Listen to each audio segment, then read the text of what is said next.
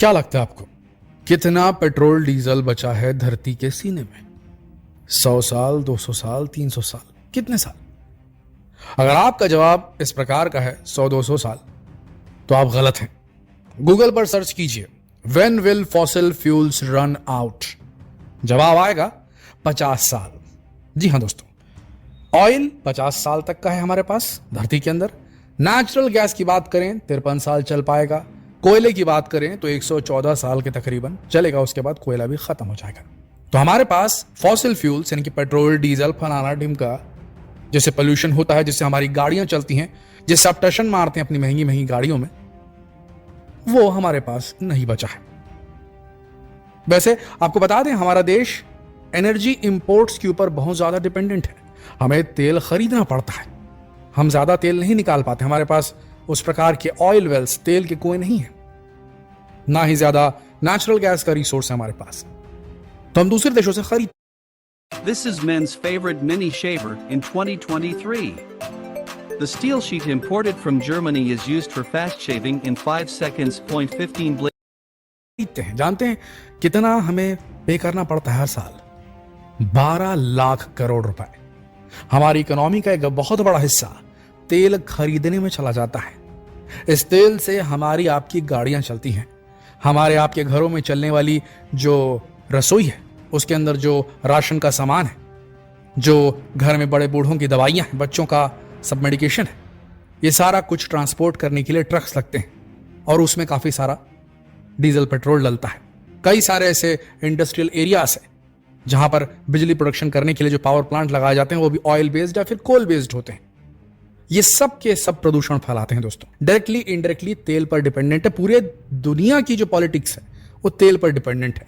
आज की तारीख में जिस करेंसी से तेल खरीदा बेचा जाता है वो सबसे पावरफुल है। कहने को वो डॉलर है, बट असल में वो पेट्रो डॉलर है। रियलिटी यही है। और दोस्तों, वक्त आ चुका है और ये बात दुनिया का हर देश समझ चुका है कि भाई अब हमें ऑल्टरनेटिव सोर्स ऑफ एनर्जी खोजनी होगी। तो क्या है वो ऑल्टरनेटिव सोर्स ऑफ एनर्जी? सूरज, हवा, सोलर एनर्जी, विंड एनर्जी। और हर जगह सोलर एनर्जी फिजिबल नहीं है। जो बिजली सोलर एनर्जी से बनाई जाती है, सौर ऊर्जा से बनाई जाती है, वो हर जगह इस्तेमाल नहीं की जा सकती और हर जगह जनरेट भी नहीं की जा सकती। सिमिलर केस विंड एनर्जी का है और दूसरी ऑल्टरनेटिव सोर्स ऑफ एनर्जी का है। लेकिन एक ऑल्टरनेटिव सोर्स ऑफ एनर्जी बेहद सक्सेसफुल है और इस पर बात कम हो रही है। नहीं, हम लिथियम बैटरी की बात नहीं कर रहे, बिजली से चलने वाली गाड़ियों की बात भी हम नहीं कर रहे हैं। तो ये बिजली भी कहीं ना कहीं जब बनाई जा रही है तो उसमें भी काफी ज्यादा मात्रा में कार्बन एमिशन हो रहा है, पोल्यूशन हो रहा है, वो भी महंगा है। ये रियलिटी है। हमें चाहिए कोई कॉस्ट इफेक्टिव सोल्यूशन, एक ऐसा फ्यूल बनाने के लिए, एक ऐसा ऑल्टरनेटिव फ्यूल बनाने के लिए जो फ्यूल ना सिर्फ लो कॉस्ट हो, पेट्रोल से सस्ता पड़ना चाहिए ना भैया, लो कॉस्ट हो, बल्कि वो कम से कम पोल्यूशन करे, और वो है दोस्तों हाइड्रोजन गैस। अब आप बोलेंगे क्या ये घिसा बेटा हाइड्रोजन गैस की कहानी फिर से लेके आ गए?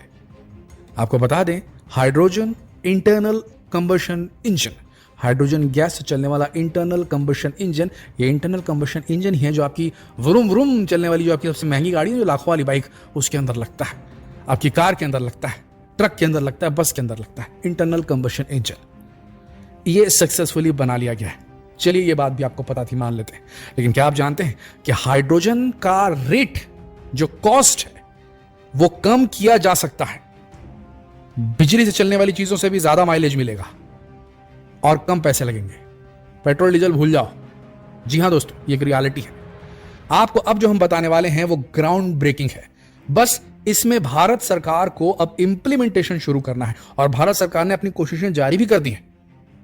हाइड्रोजन को बनाने के मेथड के अनुसार उसका कलर तय होता है। हाइड्रोजन गैस अलग अलग रंगों की हो सकती है जिस प्रकार से उसे बनाया गया है। उसके मेकिंग प्रोसेस के अनुसार ग्रे हाइड्रोजन बनती है नेचुरल गैस के इस्तेमाल और मीथेन के इस्तेमाल से। वहीं पिंक हाइड्रोजन गैस बनती है जब न्यूक्लियर फ्यूल का इस्तेमाल किया जाता है। एक प्रकार की हाइड्रोजन गैस है जिसे हम नीला सोना कहते हैं, ब्लू गोल्ड।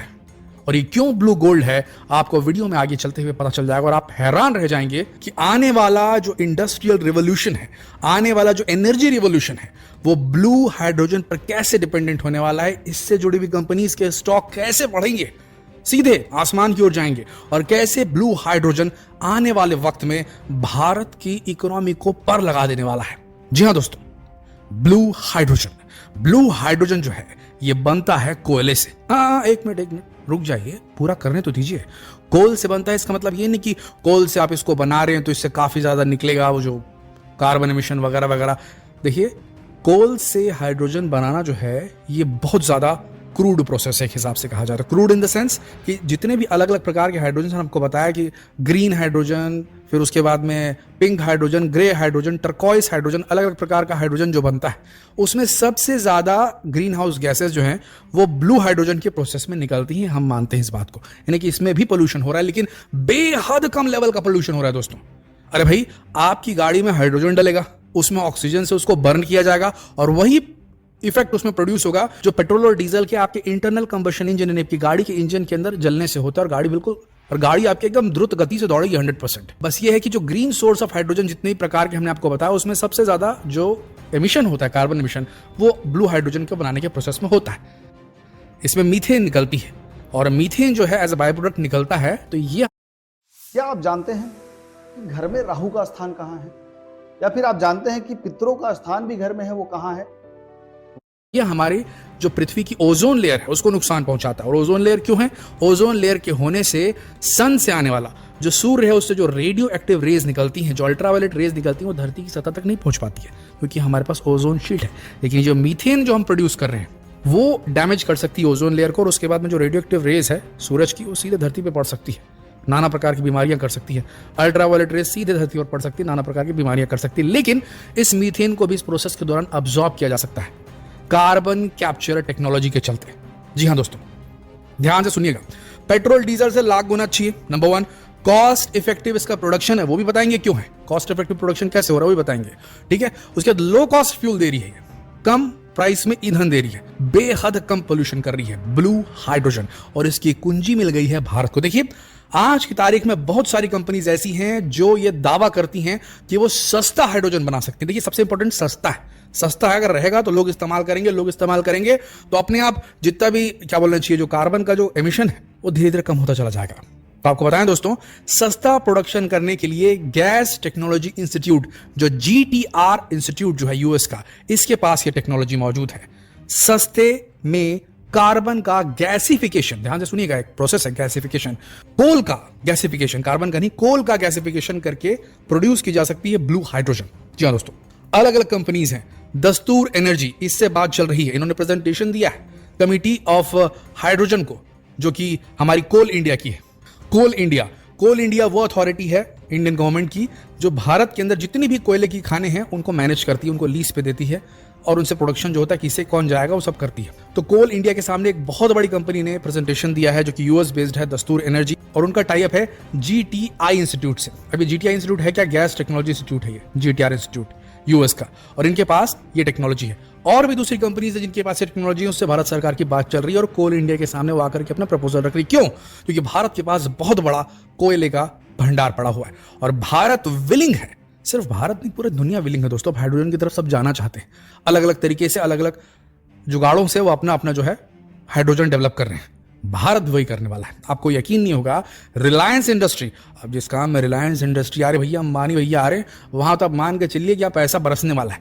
30,000 करोड़, भाई साहब ध्यान से सुनिएगा, 30,000 करोड़ का अपना जो पेट्रोलियम रिफाइनरी है उसको चेंज करके, उसकी मशीनरी, उसकी जो अभी चल रही मशीनरी उसी में थोड़ा बहुत चेंज करके उसमें ब्लू हाइड्रोजन प्रोड्यूस करेंगे। ये प्लान बनाया रिलायंस इंडस्ट्री ने, क्योंकि वो दुनिया की सबसे बड़ी hydrogen producer, blue hydrogen producer बनने वाली है, बनना चाहती है। अब सबसे बड़ी बात हमने जो आपको बताया कि लो कॉस्ट या कॉस्ट एफिशिएंट प्रोडक्शन का सोल्यूशन, कॉस्ट एफिशिएंट प्रोडक्शन का सोल्यूशन ये है कि जो हमारे पास मौजूदा मशीनरी है जो कई सालों से हमने डेवलप की है पेट्रोलियम रिफाइनरी के रूप में, डीजल रिफाइनरी के रूप में, उसी रिफाइनरी के जो मशीन है उसको थोड़ा बहुत चेंज करके हम ब्लू हाइड्रोजन प्रोड्यूस करने के प्रोसेस में ला सकते हैं। यानी कि कोल को गैसीफाई करके syn gas, SYNGAS, syn gas बनती है और उससे फिर निकाला जाता है ब्लू हाइड्रोजन, और साथ में इसके बाय प्रोडक्ट रूप में मीथेन निकलती है, उसको अब्सॉर्ब कर लिया जाएगा। ताकि वो एटमॉस्फेयर में ना जाए।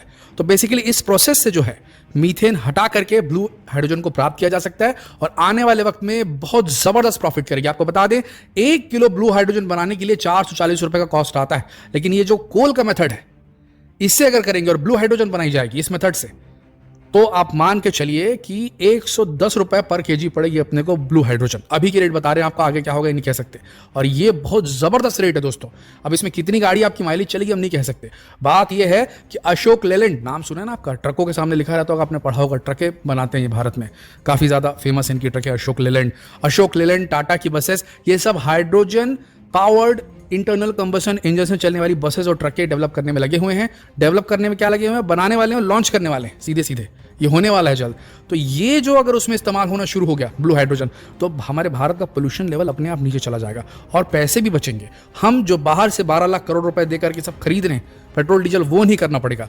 तो हमें क्या हुआ, हमें तो भाई अंदर ही अंदर हमारे देश के अंदर मिल गया। आत्मनिर्भर भारत वाली बात भी कंप्लीट हो गई हमारी, हमने खुद प्रोड्यूस भी कर लिया, इससे कम रेट में प्रोड्यूस कर लिया, लोगों को सस्ता ईंधन मिल रहा है, लोग ज्यादा मोबाइल होंगे, ज्यादा मूव करेंगे और ज्यादा तरक्की भी करेंगे। जितना अच्छा ट्रांसपोर्टेशन होगा उतना ज्यादा तरक्की होगी, हम सब जानते हैं, और साथ में पोल्यूशन भी कम होता जाएगा। तो ये नीले सोने की चाबी भारत के पास है। अब भारत को सोलर और विंड एनर्जी को साथ साथ में ये जो ब्लू हाइड्रोजन है इसके चॉइस को चुनना होगा। ग्रीन हाइड्रोजन एक बहुत लंबा प्रोसेस है, उसमें काफी पैसा लगेगा, काफी टाइम लगेगा। जब तक कि वो टेक्नोलॉजी डेवलप हो तब तक हमें ये ब्लू हाइड्रोजन की टेक्नोलॉजी जो हमारे को आसान पड़ेगी, हम हमारी प्रेजेंट मशीनरी का, रिफाइनरीज का इस्तेमाल करके जिसे प्रोड्यूस कर सकते हैं, इसे हमें यूज करना शुरू कर देना चाहिए। और डेफिनेटली भारत की जो हाइड्रोजन कमीशन है, हाइड्रोजन मिशन चला रही है भारत, इंडियन हाइड्रोजन मिशन, उसके तहत इसे अप्लाई करना शुरू भी कर दिया गया। आशा करते हैं ये जानकारी आप सबको पसंद आई होगी। अगर ये वीडियो आपको इन्फॉर्मेटिव और नॉलेजेबल